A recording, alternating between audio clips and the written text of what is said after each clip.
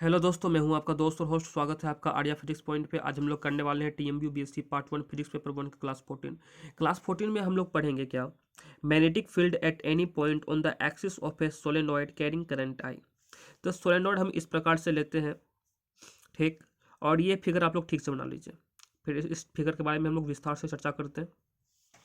हम let a be the radius of this solenoid A B. जो A B solenoid है उसका radius हम लोग मान लेते हैं क्या है, ए मान लेते हैं। And n be the number of turns per unit length of the solenoid. N क्या है, उस सोलेनॉइड पर नंबर ऑफ टर्म्स है। Again let P be the point on its axis where the magnetic field due to current I. हम मांग लेते हैं P क्या है, एक पॉइंट है एक्सिस पे where magnetic field due to current I, magnetic field के कारण करंट क्या है I, through it is to be determined, और आई को हम लोग डिटरमाइंड करना है। If the solenoid A B is divided into a large number of small elements, then its each element will be equivalent to a circular coil. Let us consider a small such element CD of the solenoid of length dl.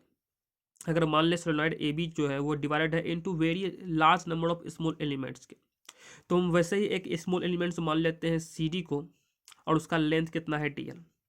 Hints the number of turns in such circular coil will be क्या हो जाएगा, n d L. तो इस small element का length कितना है, D L है, और उस पर नंबर ऑफ टर्म्स कितना है, N.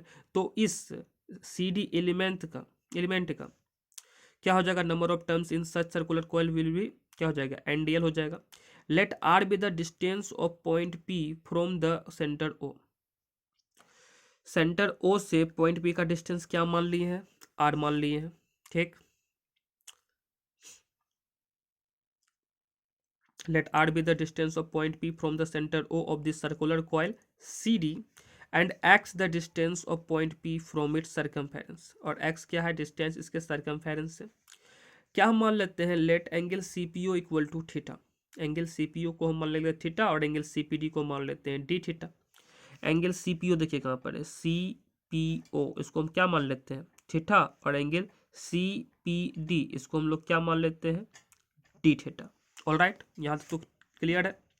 Now the magnetic field at point P due to the current I flowing through the circular coil C D is given by क्या हो जाएगा, हम लोग बायो सावर्ट लोग पढ़ चुके हैं, उसमें क्या होता था, d B equal to mu d L sine theta. क्या होता था, बायो सावर्ट लॉ से बी इक्वल टू क्या होता था, mu naught by 4 pi I d l sine theta by r square होता था। क्या होता था, mu naught by 4 pi I d l sine theta by r square. तो यहाँ पर क्या है, d B equal to mu naught है, आई हो गया, डी एल का क्या क्या हो गया, आई एन डी एल हो गया, sine theta by r square. तो इसको हम लोग निकालते हैं, पहले तो ये निकल गया, डी बी इक्वल टू क्या, mu naught I n d l into I a square by 2x square. हम लोग a square by x square को साइड कर लेते हैं, ये हो जाएगा साइन स्क्वायर थीटा। तो क्या बच जाएगा, mu naught n I d l by 2x into a square by x square. तो यहाँ पर क्या हो गया मेरा, d B equal to mu naught n I d l by 2x। A by x क्या हो जाएगा, वो साइन थीटा के इक्वल हो जाएगा। एंगल सी ओ पी में, साइन थीटा इक्वल टू क्या हो जाएगा, C O by C P. C O P में, साइन थीटा इक्वल टू क्या हो जाएगा, C O by C P, P by H होता है, ए बाय एक्स हो जाएगा। ऑलराइट, ए इसका वैल्यू है और एक्स हो जाएगा, ए बाय एक्स हो जाएगा। तो डी बी इक्वल टू क्या हो गया, mu naught n I d l by 2x sine square theta, equation 1 इसको मान लिया। अब हम क्या करते हैं, draw perpendicular D N from point D on C P. D से डी एन सी पी पर परपेंडिकुलर खींचते हैं, डी से डी एन ये सी पी पे परपेंडिकुलर खींचते हैं, डी एन। ऑलराइट, तो हम लोग क्या निकालते हैं, इससे साइन थीटा निकालते हैं। इसमें साइन थीटा बराबर क्या हो जाएगा, D N by C D हो जाएगा। ऑलराइट, तो एंगल सी डी एन में साइन थीटा का जाएगा D N by C D. तो डी एन का वैल्यू तो नहीं पता, लेकिन सी डी का वैल्यू क्या होता है, डी एल। तो डी एन इक्वल टू क्या हो गया, डी एल साइन थीटा। इसको इक्वेशन 2 मान लिए, इक्वेशन 1 इसको माने डी बी इक्वल को। और हम लोग आर्क में जानते हैं कि डी थीटा इक्वल टू क्या हो जाएगा, आर्क से डी थीटा बराबर क्या हो जाएगा, डी एन आर्क बाय जो त्रिज्या है एक्स, इसका क्या निकल जाता है, एक्स निकल जाता है, D theta equal to D N by X. तो D N equal to X D theta हो गया आर्क से, और D N equal to D L sine theta हो गया ट्राइंगल सी डी एन में साइन थीटा लेते हैं तब। तो इक्वेशन 2 और 3 में देखते हैं कि डी एन का वैल्यू तो सेम ही है, एल एच एस इक्वल है तो आर एच एस भी सेम हो जाएगा। तो d L sine theta equal to क्या निकल गया, एक्स डी थीटा। तो एक्स बराबर क्या निकल जाएगा, d L sine theta by theta. X निकल गया क्या, d L sine theta by theta. इसको इक्वेशन हम लोग क्या मान लेंगे, 4। तो putting the value of x from equation 4 in equation 1। तो एक्स का वैल्यू जो है फ्रॉम इक्वेशन 4 से इक्वेशन 1 में पुट करते हैं। इस इक्वेशन में एक्स का वैल्यू जब पुट करते हैं तो डी एल कैंसिल हो जाएगा, साइन थीटा में स्क्वायर है तो यहाँ पे साइन थीटा कैंसिल हो जाएगा, सिर्फ साइन थीटा बचेगा यहाँ पर। तो डी बी इक्वल टू क्या हो गया, mu naught n I sine theta d theta by 2 equation 5। अब लोग क्या करते हैं, join the ends of the solenoid A B with point P. A B को जो एंड ऑफ द सोलेनॉइड है उसको पॉइंट पी से जोड़ते हैं और जो एंगल बनाता है कि ए पी ओ ये कितना होता है, ये हो गया थीटा 1, ठीक।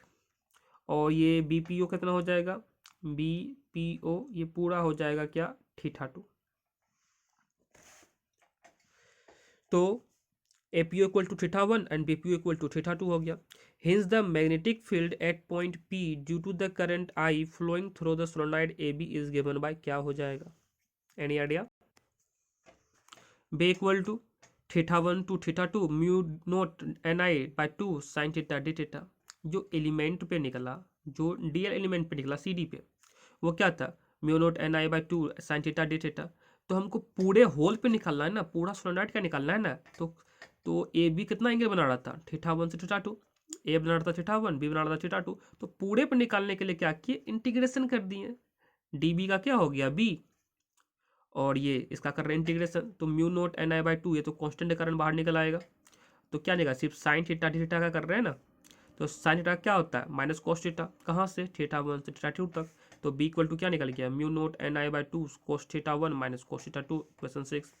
This is the required expression for the magnetic field at point P due to the current flowing through the solenoid। ये करंट क्या हो गया, ये required expression है सोलेनॉइड के लिए किसी पॉइंट P पे due to the current flowing through the solenoid. तो अगर आप लोग चैनल को सब्सक्राइब नहीं किए हैं तो सबसे पहले चैनल को सब्सक्राइब कीजिए, लाइक भी कीजिए, और जो आपका जूनियर है या फिर सीनियर है उसको चैनल के बारे में बताइए। पार्ट 1 पार्ट 2 पार्ट 3 सभी का आपको यहाँ पर नोट्स मिलेगा और सजेशन के साथ। तो इसका स्पेशल केस क्या होता है, ये तो हो गया कि आपका क्या, required expression for the magnetic field at point P due to the current flowing through the solenoid. Special case, case 1 क्या हो जाएगा, when this solenoid is infinitely long and the point P lies near its point A, its end A. अगर क्या हो जाएगा, solenoid infinitely long हो जाएगा तो थीटा 1 क्या हो जाएगा 90 डिग्री और थीटा 2 क्या हो जाएगा 180 डिग्री। तो from equation 6 we have theta 1 का वैल्यू 90 डिग्री और थीटा 2 का वैल्यू 180 डिग्री रखते हैं यहाँ पर। तो cos 90 कितना होता है 0, तो cos 180 कितना होता है -1 होता है। जब इसको पुट करते हैं तो b का वैल्यू कितना निकलता है, mu naught n I by 2। Objective question के लिए सब इंपॉर्टेंट है क्या, when the solenoid is infinitely long होगा तो पॉइंट p के द्वारा कितना मैग्नेटिक फील्ड होगा, तो b बराबर कितना होगा, mu naught n I by 2। Case 2 क्या होगा, when the solenoid is infinitely long and the point P lies at its mid point, mid point पे होगा तब देन ये लॉन्ग होगा, लेकिन जब ये P जो होगा lies near its end A पे होगा तो P का वैल्यू ये हो जाएगा mu not an I by 2।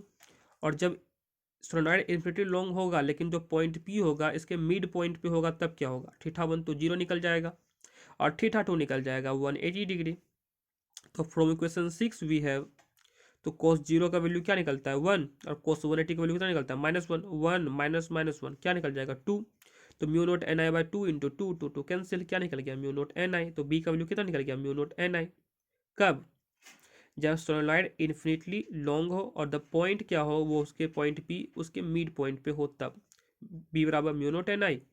और यदि when the solenoid is infinitely long and the point p lies near its end a तब क्या हो जाएगा, b equal to mu naught n I by 2। All right, तो ये हो गया आपका क्या, magnetic field at point due to current flowing through the solenoid के लिए एक्सप्रेशन स्पेशल केस के साथ। मिलते हैं नेक्स्ट वीडियो में, tata see you, signing out, God bless you all.